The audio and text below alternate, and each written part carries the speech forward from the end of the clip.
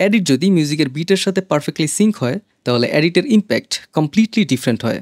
Good news হলো DaVinci Resolve 20-তে আপনি এখন অটোমেটিকলি বিট ডিটেক্ট করতে পারবেন। No more manual tapping. প্রথমে আপনার মিউজিক ট্র্যাকটা টাইমলাইনে ড্র্যাগ করুন, রাইট বাটন ক্লিক করুন, শো মিউজিক বিট সিলেক্ট করুন।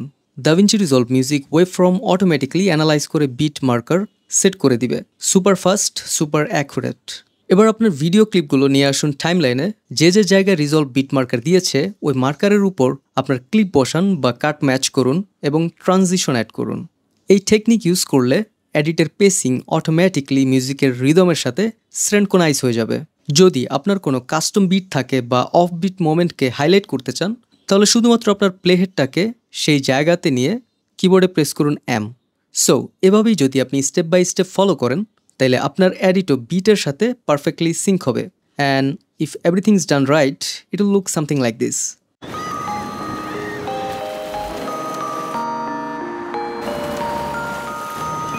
Yeah, no, man.